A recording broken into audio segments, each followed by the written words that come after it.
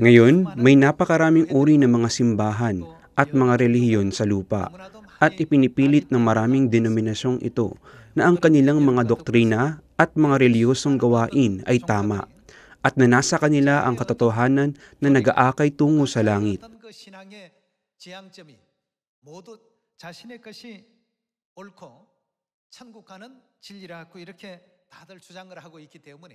Kaya isang tabi natin ang ating mga sariling pag-iisip at maglaan ng oras para unawain kung ano ang iniisip ng Diyos tungkol sa sitwasyong ito.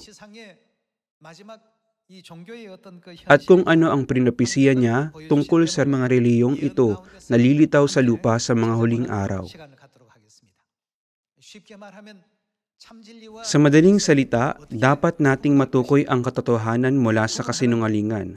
Kung gayon, dapat na may malilinaw na pamantayan para matukoy ang mga ito, tama? Pinopropesiya ng Biblia, nalilitaw ang 850 denominasyon. Sa mga ito, aling denominasyon ang dapat nating sundin para makapasok sa walang hanggang kaharian ng Diyos? Kung mabibigo tayong makahanap ng sagot, ang ating pananampalataya ay mawawalan ng kabuluhan. Hindi tayo makakalakad sa tamang landas at ang kaligtasan ay hindi magkakaroon ng bahagi sa atin. Ngayon, higit nating bigyang pansin ang mga propesiya ng Biblia at gawin ang tama alinsunod sa kalooban ng Diyos. Tingnan natin ang Matthew chapter 13 verse 24. Nagbigay siya sa kanila ng isa pang talinghaga na sinasabi, ang kaharian ng langit ay tulad sa isang taong naghasik ng mabuting binhi sa kanyang bukid. Ngunit samantalang natutulog ang mga tao, dumating ang kaaway at nagasik ng mga damo sa triguhan at umalis. Ang puno ng sambahayan ay nagasik ng mabuting binhi sa kanyang bukid. Pero sa gabi, habang natutulog ang lahat, dumating ang kanyang kaaway at nagasik ng mga damo. Verse 26. Kaya't nang sumibol ang mga halaman at namunga ay lumitaw rin ang damo. At ang mga alipin ng puno ng sambahayan ay dumating at sinabi sa kanya, Panginoon, hindi ba't mabuting binhi ang inihasik mo sa iyong bukid? Saan kaya nanggaling ang mga damo? Sino ang gumawa nito? Sinabi niya sa kanila, isang kaaway ang gumawa nito. At sinabi sa kanya ng mga alipin, ibig mo bang kami pumaroon at tipunin ang mga iyon? Ngunit sinabi niya, huwag, baka sa pagtitipon ninyo ng mga damo, ay inyong mabunot pati ang trigo. Hayaan ninyong magkasama silang tumubo hanggang sa anihan, at sa panahon ng pag-aani ay sasabihin ko sa mga manggagapas, tipunin muna ninyo ang mga damo at pagbigkisin ninyo upang sunugin, ngunit tipunin ninyo ang trigo sa aking kamalig. Hindi ba pumalupa si Jesus 2,000 taon na kalilipas para iligtas ang sangkatauhan? Kung gayon, sa proseso ng pagliligtas ng sangkatauhan, ang talinghaga ng mga damo at trigo ay isang napakahalagang katotohanan. Dahil ang lubos na salik ng kaligtasan ay nakapaloob sa talinghagang ito. Hindi sana ibinigay sa atin ni Jesus ang katuroang ito kung wala itong kinalaman sa ating kaligtasan. Ibibigay ba niya sa atin ang katuroang ito? Hindi kailanman. Kaya, tignan natin ang tagpo kung saan ipinaliwanag ni Jesus ang talinghagang ito. Pumunta tayo sa verse 34. Ang lahat ng mga bagay na ito ay sinabi ni Jesus sa maraming tao sa pamamagitan ng mga talinghaga at wala siyang sinabi sa kanila na hindi sa pamamagitan ng talinghaga. Ito ay upang matupad ang sinabi sa pamamagitan ng propeta. Bubuksan ko ang aking bibig sa pagsasalita ng mga talinghaga. Isasalaysay ko ang mga natatagong bagay mula pa nang itatag ang sanlibutan. Verse 36. Pagkatapos ay iniwan ni Jesus ang napakaraming tao at pumasok sa bahay. Lumapit sa kanya ang kanyang mga alagad na nagsasabi, ipaliwanag mo sa amin ang talinghaga ng mga damo sa bukid. Sumagot siya at sinabi, ang naghahasik ng mabuting binhi ay ang anak ng tao, si Jesus.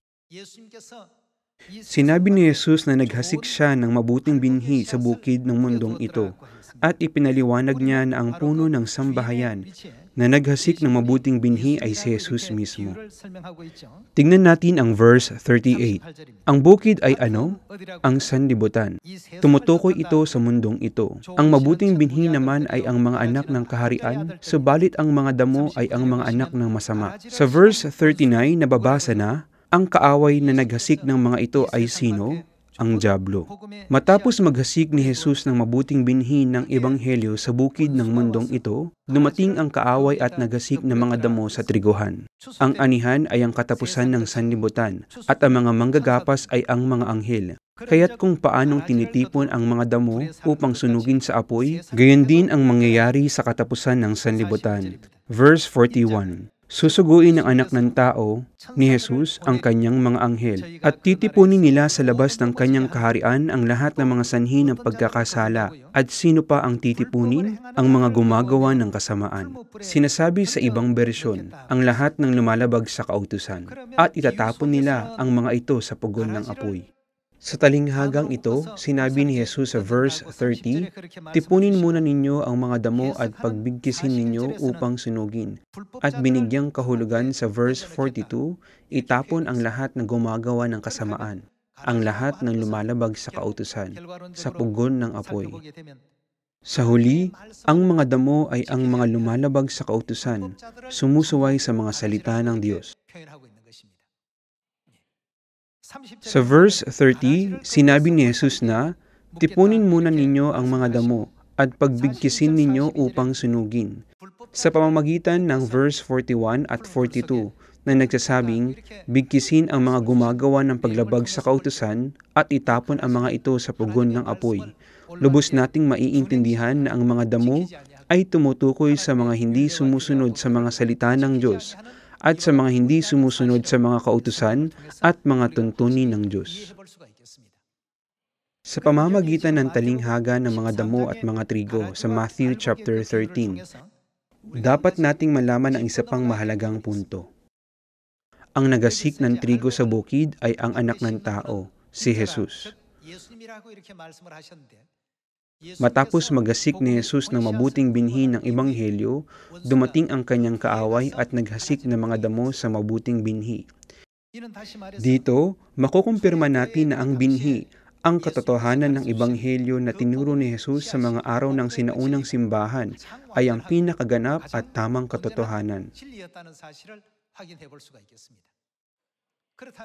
Kaya kung malalaman natin kung aling mga doktrina ang lumitaw sa kasaysayan, pagkatapos lisanin ni Jesus at ng mga apostol ang mundong ito, malinaw nating mapapatunayan na ang mga ito ay hindi kalooban ng Diyos, kundi paglabag sa kautusan na ginawa ng kaaway. Ngayon, patunayan natin ang isa pang bagay at tignan ang salita ng Diyos. Mapapatunayan natin ito kapwa sa kasaysayan at sa pananaw ng katotohanan. Mayroon bang linggong pagsamba sa mga araw ni Jesus at ng mga apostol? Noong AD 321, inalis ng Romanong emperador na si Constantine ang pagsamba ng Sabat sa pakikipagsabuatan sa simbahang Katoliko. Nagbabahagi ng kapangyarihang pampolitika sa panahon ng kadiliman. Mula noong panahong iyon, nagsimulang magkaroon ng kapangyarihan ang linggong pagsamba. Noong AD 321, tinakda ni Constantine ang utos ng pangingilin ng linggo. Dahil tinakda ang linggo bilang araw ng kapahingahan, ang mga nangili ng pagsamba ng Sabat ay nagsimulang magsabing, hindi ba mas mabuting sambahin ang Diyos sa banal na araw na ito?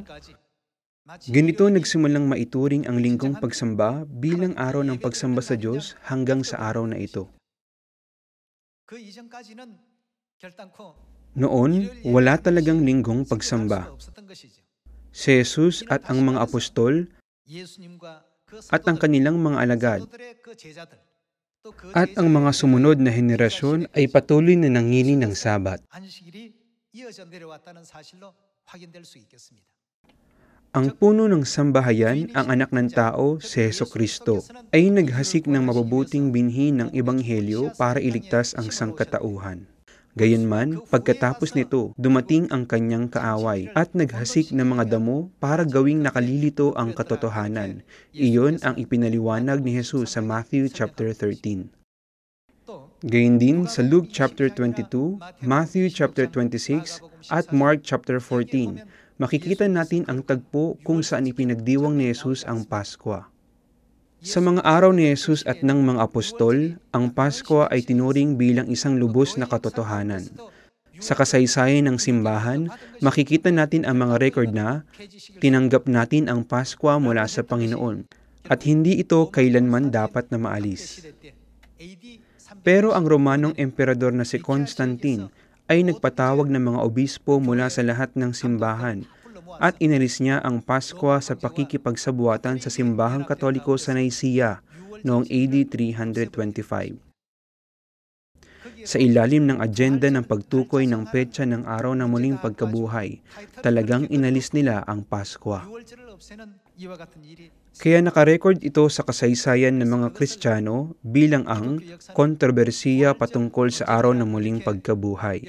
Para naman sa kontrobersiya patungkol sa araw ng muling pagkabuhay, orihinal itong nai-record bilang ang kontrobersiya ng Paska. Ang Paska ay hindi tumutukoy sa araw ng muling pagkabuhay, kundi sa Paskwa.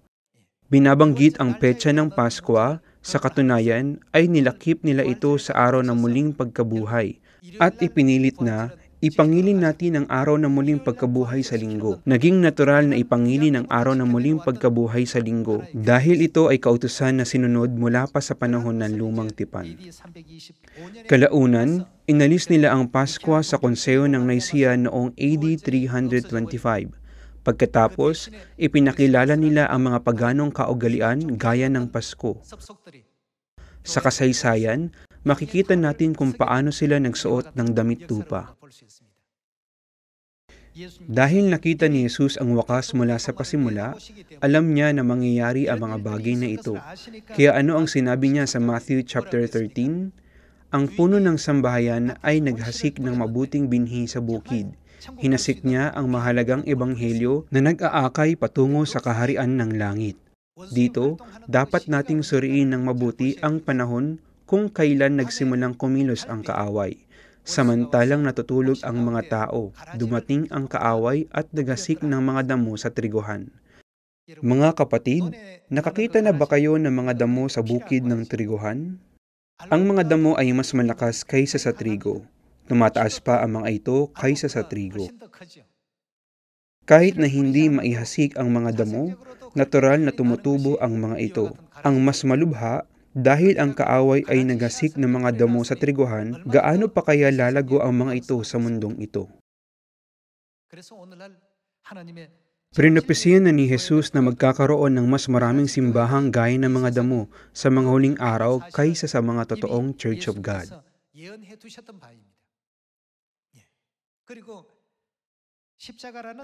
Ang Kristyanismo ay kumuha rin ng mga paganong kaugalian gaya ng pagsamba sa krus. May mga ganitong bagay ba noon? Wala.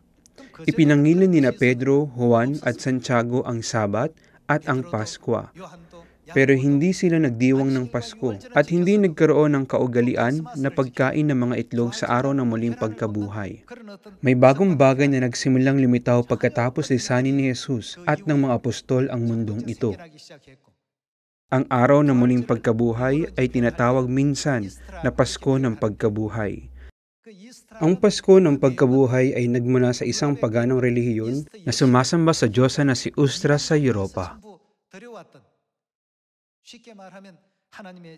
Hindi ito dalisay na katotohanan ng Diyos, kundi paganong kaugalian. Tinanggap ito ng mga Kristiyano. Sa ganitong paraan, tinanggap ang mga bagay na naiiba sa Ebanghelyo na hinasik ni Kristo. At ngayon, ipinagdiriwang ng lahat ng simbahan ang mga ito na tila natural ang mga ito.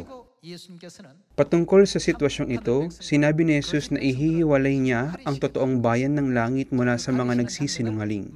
Tingnan natin ang Matthew chapter 7. Matthew chapter 7 verse 21. Hindi lahat na nagsasabi sa akin, Panginoon, Panginoon.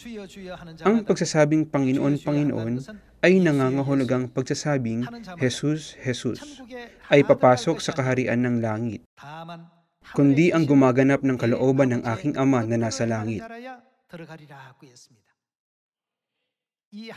Kung hindi tayo makakapasok sa kaharian ng langit sa kabila ng ating maalam na reliyosong buhay, gaano tayo magiging kaawa-awa? Makikita natin dito kung gaano tiyak na ipinahayag ni Jesus na ang hindi gumagawa ng kalooban ng aking Ama na nasa langit ay hindi makakapasok sa kaharian ng langit.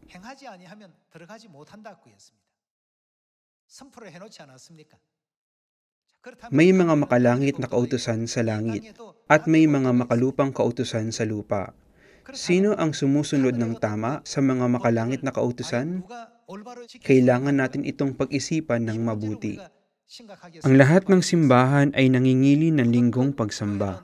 Pero bakit sumasamba ng Sabado ang Church of God? Bakit nagdiriwang ng Pasko ang Church of God? Ang lahat ng ibang simbahan ay naglalagay ng krus sa itaas ng gusali nila. Bakit walang krus ang Church of God? Mga kapatid, dapat kayong maging mausisa sa mga bagay na ito. Para pumunta sa langit, dapat kayong maging mausisa tungkol dito. Kung susundin ko ang maraming tao na nasa harap ko, makakapunta rin ako sa langit. Napakamapanganib kung malabo kayong nag-iisip ng ganito.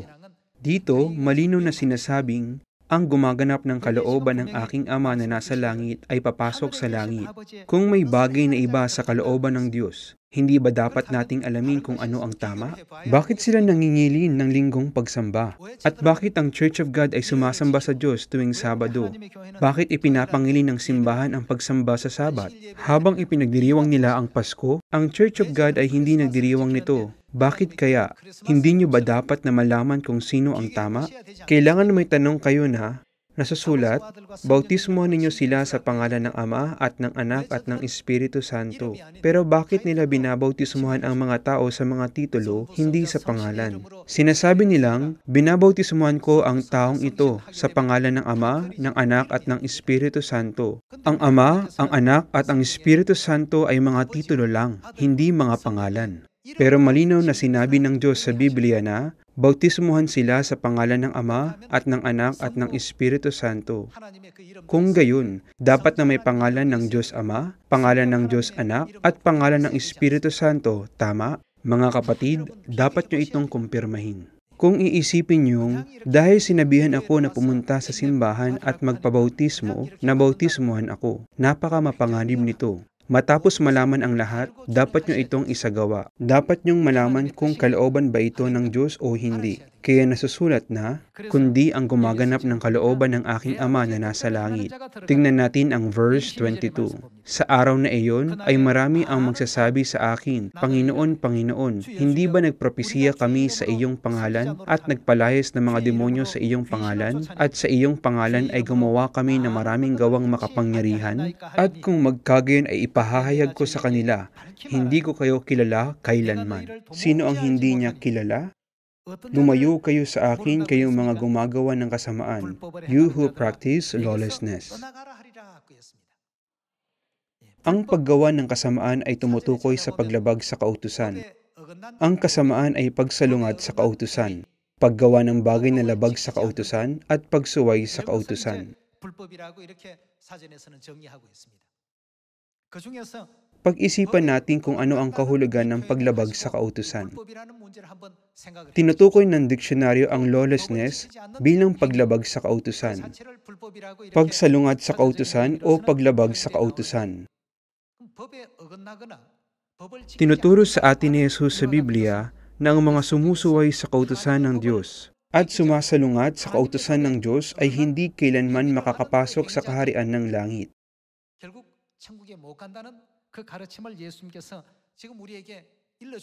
Lumayo kayo sa akin, kayong lumalabag sa kautusan. Nagpalaya sila ng mga demonyo sa pangalan ng Panginoon, nagpropesiya sa kanyang pangalan at gumawa ng maraming gawang makapangyarihan sa kanyang pangalan. Kahit na ginawa nila ang lahat ng ito, sinabi sa kanila ni Jesus na, hindi ko kayo kilala kailanman.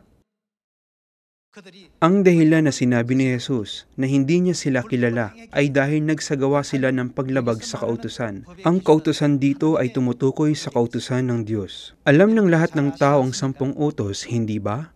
Ang unang utos ay, huwag kang magkakaroon ng ibang mga Diyos sa harapan ko. Ang ikalawang utos ay, huwag kang sasamba sa mga Diyos-Diyosan. Ang ikatlong utos ay, Huwag mong gagamitin ang pangalan ng Diyos sa walang kabuluhan. Ang ikaapat na utos ay, alalahanin mo ang araw ng Sabat upang ingatan itong banal. Alam nating lahat na ang 10 utos ay mga kautusan ng Diyos.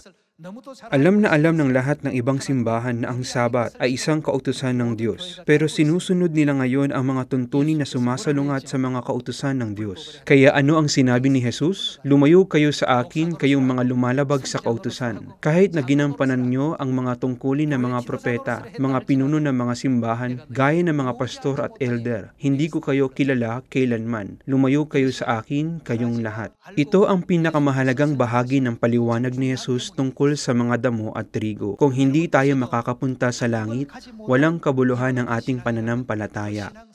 Kung hindi tayo makakapunta sa langit, mas mabuting magpakasaya ng katamtaman sa buhay sa mundo. Gayunman, tumutungo tayong lahat sa langit, naniniwala sa Diyos na may pagnanais na magkaroon ng tamang pananampalataya na nag-aakay sa ating lahat tungo sa langit. Ang Diyos mismo ay dumating sa lupang ito sa laman at nagpahayag ng, ang mga lumalabag sa kautusan ay hindi kailanman makakapasok sa kaharian ng langit.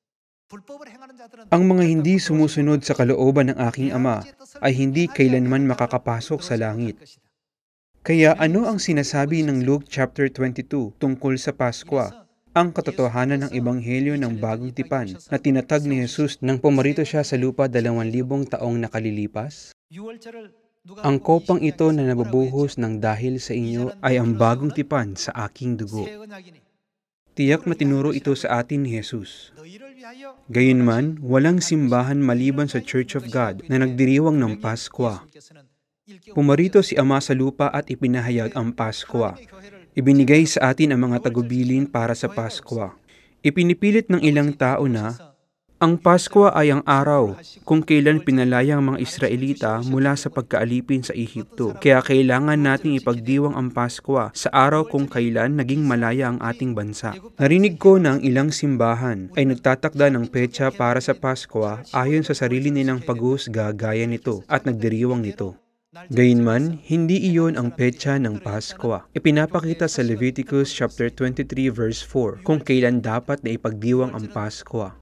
Tiyak na tinakda ng Diyos ang petsa ng Paskwa, sinasabing, sa 14 na araw ng unang buwan, sa paglubog ng araw ay ang Paskwa ng Panginoon. Kaya hindi natin ito mababago sa sarili natin. Sinasabing, ang araw na ito ay ang Paskwa. Ang araw na iyon ay ang Paskwa. Pareho rin ito sa Sabat. Binasbasan ng Diyos ang 7 araw at ginawa itong banal. Tinakda niya ito bilang isang banal na araw. Gayunman, hindi sumasamba ang mga tao sa 7 araw ng Sanlinggo, kundi sa unang araw na walang anumang pangako mula sa Diyos. Sa panlabas, labis silang sumagana at umunlad gaya ng mga damo, pero sa panloob ay hindi sila ang trigo na nais ng magsasaka.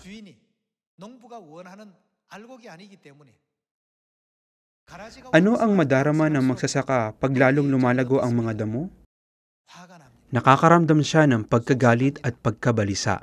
Ito ay dahil hindi ang mga ito ang ninanais niya. Kaya ano ang sinabi ni Jesus sa mga taga-ani sa mga huling araw? Sa pamamagitan ng talinghaga ng mga damo? Tipunin ninyo ang mga damo at itapon sa apoy ang mga ito. Pagkatapos, tipunin ninyo ang trigo at dalhin ito sa aking kamalig, ang makalangit na kamalig. Mga kapatid, dito, pag pinagsama natin ang mga salita ni Jesus sa Matthew chapter 7 at 13, makikita natin kung ano ang tunay na ninanais ni Jesus. Para makapasok sa langit, ano ang mas kailangan nating gawin kaysa sa gampanan ang mga papel bilang mga propeta, mga pastor, mga elder at mga tulad nito? Kailangan muna nating itanong sa mga sarili ang, natanggap ko na ba ngayon ang katotohanan ng buhay na ipinangaral ng Diyos para iligtas ang sangkatauhan noong dumating siya sa lupang ito? Sinusunod ko ba ang katotohanan o hindi? Mas mahalaga ito, hindi ba? Kaya sinabi ni Jesus, lumayo kayo sa akin, kayong mga lumalabag sa kautusan. Ang paglabag sa kautusan ay nangangahulugang pagsalungat, pagsuway o paglabag sa kautusan. Ipinapaskil nila sa mga pader ng kanilang mga bahay ang utos na, alalahanin mo ang araw ng Sabat upang ingatan itong banal. Pero, hindi nila ipinapangilin ang Sabat. Kaawa-awa ito. 이렇게 하면서도 자신들이 Gayunpaman, 천국에 갈 수 may 있다라고 kumpiyansa sila na makakapunta sila sa langit. Tingnan natin ang Ephesians chapter 2 verse 19. 19절의 말씀 함께 보시겠습니다. 그러므로 Kaya nga, hindi na kayo mga dayuhan at panyaga, kundi kayo'y mga kapwa mamamayan ng mga banal at mga kaanib ng sambahayan ng Diyos, 너희는 사도들과 na itinayo sa saligang inilagay ng mga apostol at ng mga propeta. 사도들과 선지자들의 Dapat tayong maitayo sa saligan ng pananampalataya na inilagay ng mga apostol at ng mga propeta ang saligan ng katotohanan. 선지자들의 터 위에 세우심을 입은 자라. Na si Kristo Jesus ang batong panulok, sa Kanya ang buong gusali ay nakalapat na mabuti at lumalaki tungo sa pagiging isang banal na templo sa Panginoon, na sa Kanya kayo rin ay magkasamang itinatayo upang maging tahanan ng Diyos sa Espiritu.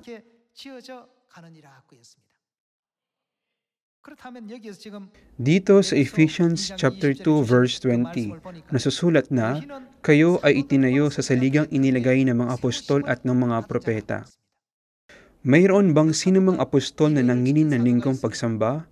Sinumang nagdiwang ng Pasko? Sinumang naglagay ng krus sa tuktok ng simbahan? O sinumang nagsuot ng kwintas na krus?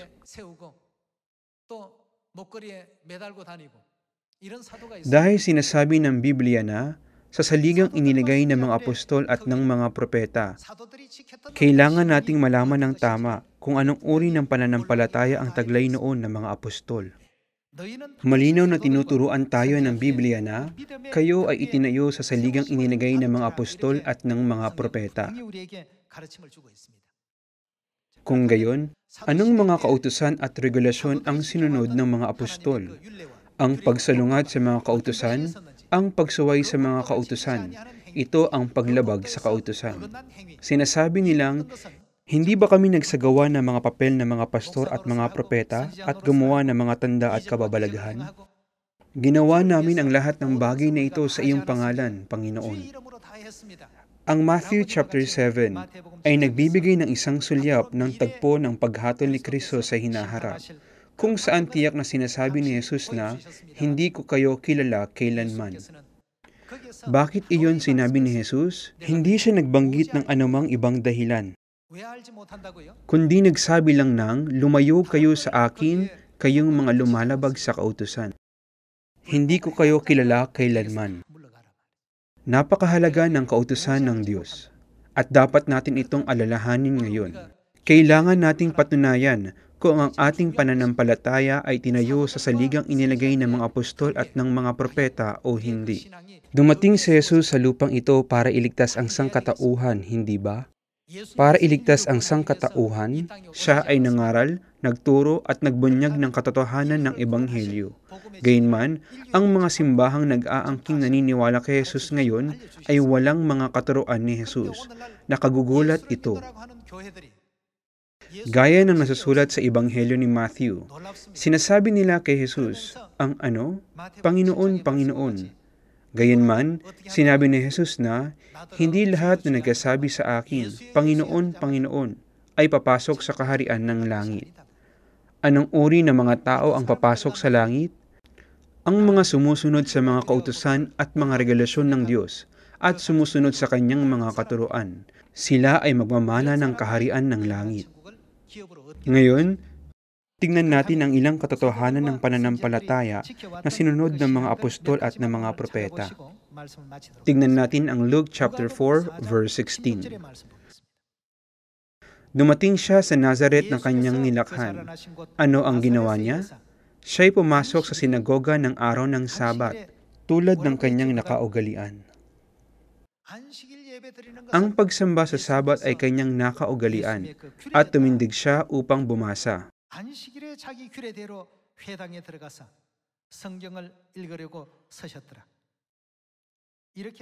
Sa Ebanghelyo ng Luke chapter 4, si Jesus ay nagatid ng sermon tungkol sa propesiya ni Isaias at nagpaliwanag nito. Sinasabi sa Matthew chapter 12 verse 8, sapagkat ang anak ng tao ay, ano? Panginoon ng Sabat. Gayunman, ang mga simbahang nag-aangking naniniwala kay Jesus ngayon ay hindi nangingili ng Sabat. Ito ay tunay na nakagugulat. 참으로 놀라운 일입니다. Sinasabi sa John chapter 13 verse 15 na ang lahat ng bagay na ginawa ni Jesus ay isang halimbawa para sa atin. Sinabi ni Jesus na nagbigay siya ng halimbawa para gawin natin. Si Jesus ay ang Diyos Ama sa Trinity, tama? Maiisip ba natin na si Jesus, ang Diyos mismo, ay hindi makakapunta sa langit kung hindi siya mangingili ng Sabat at ng Paskwa? Hindi. Gayunman, ipinangili niya ang mga ito para magbigay ng halimbawa upang sundin natin. Sinabi ni Jesus na nagbigay siya ng halimbawa na dapat na gawin ng lahat ng tao sa lupang ito gaya ng ginawa niya.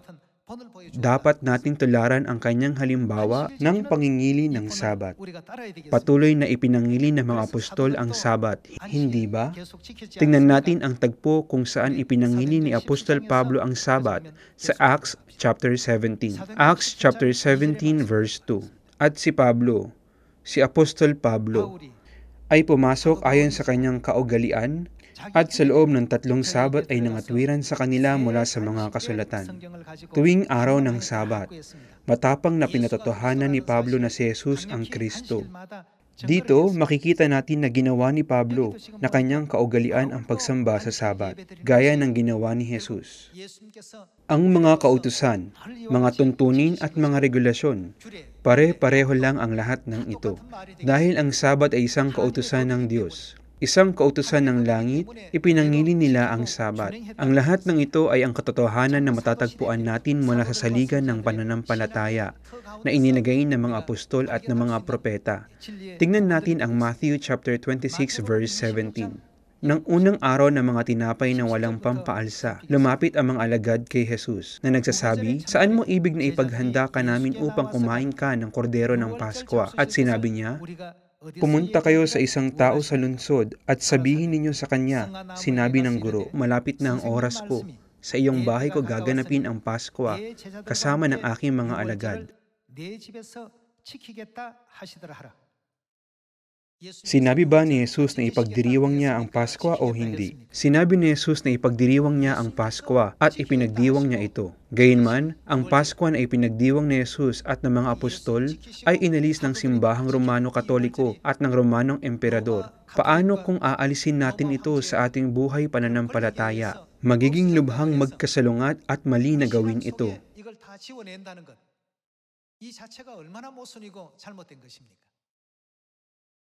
Ang Pasko at ang Sabat ay ipinangili ni Jesus na pinaniniwalaan natin at ipinangilin din ng mga apostol. Sinugo ni Jesus sina Pedro at Juan para ihanda ang Pasko. Higit pa rito, ipinahayag pa ni Jesus na gaganapin ko ito. Nagpakita ba si Jesus ng mga ganitong halimbawa para ipadala tayo sa impyerno? Nagbigay siya ng ganitong mga halimbawa para ipadala tayo sa langit, hindi ba?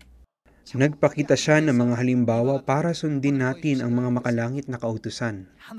Kaya sa Ephesians chapter 2, sinasabi na, kayo ay itinayo sa saligang inilagay ng mga apostol at ng mga propeta.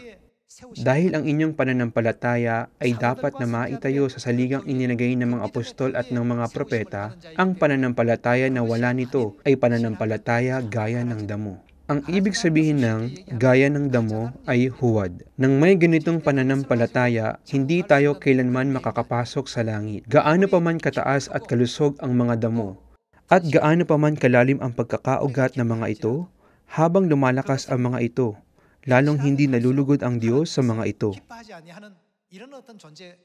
Nalulugod ang magsasaka pag ang trigo ay lumalagong mabuti at malusog. Matutuwa ba ang magsasaka kung ang kanyang sakahan ay mapupuno ng mga damo sa lahat ng dako? Kung kayo ay isang magsasaka, magiging masaya ba kayo rito? Hindi kayo magiging masaya kailanman. Sino ang gumawa ng ganitong bagay? Sinabi ni Jesus na isang kaaway ang gumawa nito. Hindi kailanman ginawa ng Diyos ang ganitong bagay.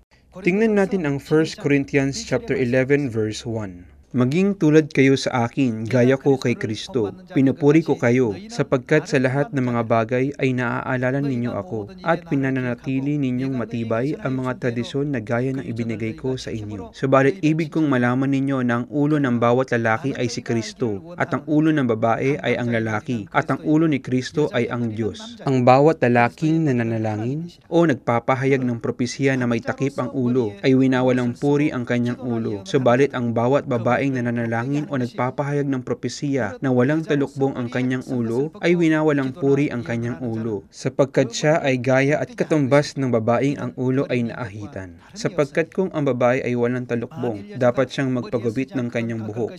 Ngunit kung kahiyahiya sa babae ang magpagupit o magpaahit, ay dapat siyang magtalukbong. Sa verse 3, sino ang ulo ng bawat lalaki? Ito ay si Kristo. Kaya nang may kahulugan na hindi natin dapat na itago ang luwalhati ng Diyos, ang bawat lalaki ay hindi dapat na magsuot ng belo sa oras ng pagsamba. Tinuturo na ang ulo ng bawat lalaki ay si Kristo, at ang ulo ng babae ay ang lalaki, at ang ulo ni Kristo ay ang Diyos. Ipinapaliwanag ni Apostol Pablo ang dahilan kung bakit dapat na magsuot ng belo ang bawat babae. Magpatuloy tayo sa verse 9. Ni ang lalaki ay nilalang dahil sa babae, kundi ang babae dahil sa lalaki. Dahil dito, nararapat na ang babae ay magkaroon ng, sagisag ng autoridad sa kanyang ulo, dahil sa mga anghel. Sinabi ni Apostol Pablo na ang babae ay magkaroon ng sagisag ng autoridad sa kanyang ulo. Ang Korinto sa panahon ng sinaunang simbahan ay nasa Europa ngayon. Ipinadala ni Apostol Pablo ang mensaheng ito sa simbahan sa Europa. Patuloy na sumigaw ang mga babae para sa pagkakapantay-pantay ng lalaki at babae sa pagsamba. Sinasabing, bakit ang mga babae lang ang kailangang magsuot ng mga belo habang ang mga lalaki ay hindi gumagawa nito? Pagkatapos, niliwanagan sila ni Apostol Pablo tungkol sa makalangit na kautusan. Sinabi ni Apostol Pablo, ang mga lalaki ay hindi dapat na magtakip ng kanilang mga ulo, pero ang mga babae ay dapat na magtakip ng kanilang mga ulo. Ito ang regulasyon ng Church of God sa oras ng pagsamba. Nararapat na ang babae ay magkaroon ng sagisag ng autoridad sa kanyang ulo dahil sa mga anghel. Sinabihan niya tanging ang mga babae na gawin ito. Ang lahat ng regulasyong ito ng katotohanan ay batay sa pananampalataya ng sinaunang simbahan, kung saan isinagawa ng mga apostol at ng mga propeta ang gawain ng ebanghelyo. Dahil ang kanilang kasaysayan ay buo at nakarecord sa Biblia, hindi tayo maaaring mabuhay ng tumatalikod sa mga kautusan ng Diyos. Tama? Dapat na sundin nating lahat ang mga katuruan ng Diyos sa eksaktong paraan na tinuro ng Diyos. Gayunman, noong ikatlo at ikaapat na siglo, maraming paganong kaugalian ang ipinakilala sa mga simbahan pagkatapos lisanin ni Jesus at ng mga apostol ang mundong ito, at naging napakalaganap ng mga ito sa mga simbahan ngayon. Pinadidilim ng mga ito ang mundo. Nagpapanggap na sila ang katotohanan. Ngayon, bilang ilaw ng sanlibutan, mangaral tayo at ipaalam natin ng isa-isa ang mga katuruan ng Biblia sa mga hindi nakakaalam ng mga ito. Hindi tayo kailanman dapat na makatanggap ng mahigpit na pagsaway gaya ng, hindi ko kayo kilala kailanman. Lumayo kayo sa akin, kayong mga gumagawa ng kasamaan. Sa halip, dapat tayo makatanggap ng papuri gaya ng, labis kayong nagsikap, sumusunod sa mga utos ng Diyos. Gaano marahil naging kasakit na magdusa sa pangungutya, pag-uusig, paghihirap at paghamak, sa gitna ng mga masuwayin. Umaasa ako, nalalakad kayong lahat sa tamang landas, habang inaalala na aakayin tayo ng Diyos, tungo sa kaharian ng langit bilang mabubuting bunga. Maraming salamat.